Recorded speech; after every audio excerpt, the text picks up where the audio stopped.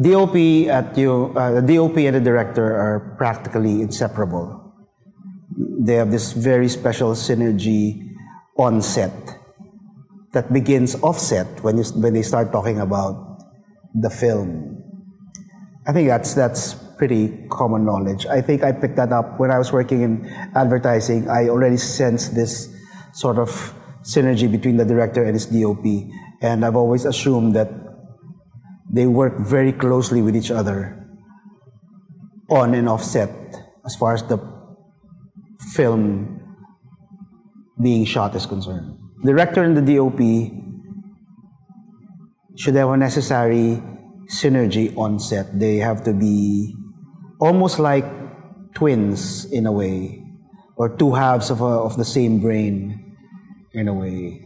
And the reason why we also work with only one cinematographer, at least as far as the 4 films are concerned, is because of the sort of lassitude that my workflow with Albert gives us. Because he's also a cinephile, he also has a very particular eye, and he's also very flexible and adventurous and very creative. And he also comes from the sort of DIY indie tradition that I came from. We all sort of grew up together in that sort of environment of making films on the fly. And I've always found his eye and his creativity very, very impressive, to say the least. So working with him, we sort of like feed off each other. I don't really impose a very strict, I don't really make impositions on how he designs the lighting of a scene. I just give him broad strokes. I just tell him the feel that I want. I just tell him the emotion behind the shot or behind the scene. And then that's when he starts to do his work. That's when he starts to create the design to sort of like mesh with what I told him. So there's a lot of lassitude between the two of us. There's a lot of room for us to maneuver in terms of lighting a scene or designing the lighting of a scene. So that's pretty much how we've been working together all this time, particularly on films.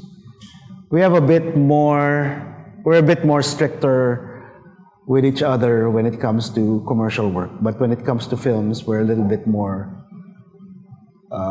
we give ourselves a little bit more room.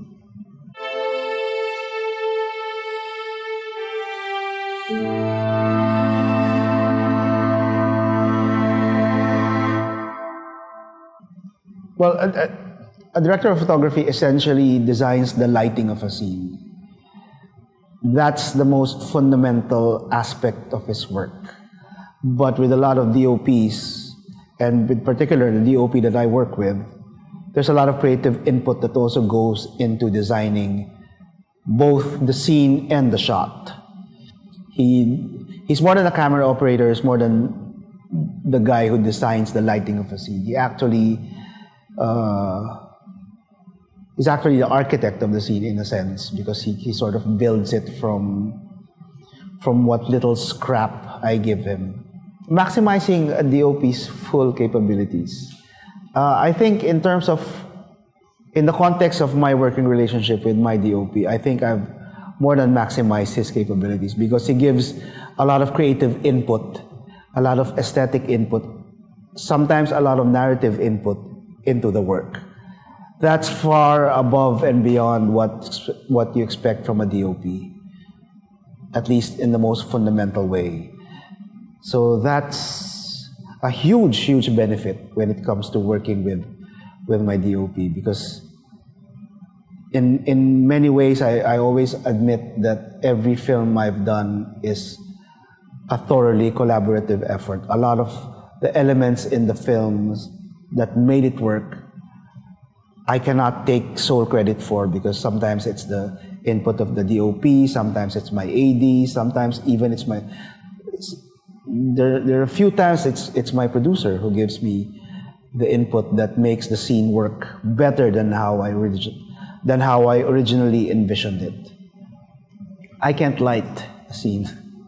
I don't even know which lens to use yet. I'm not that well versed in how a camera works. So I'm pretty much just the guy who tells the DOP that this is what I want, and then he does everything else. So there's that sense of distance between, that sort of puts the necessary distance between our jobs on set. The fact that I know very little technically, the fact that I only know what I want for the scene, and the fact that everything else is will be taken care of or will be designed by my DOP.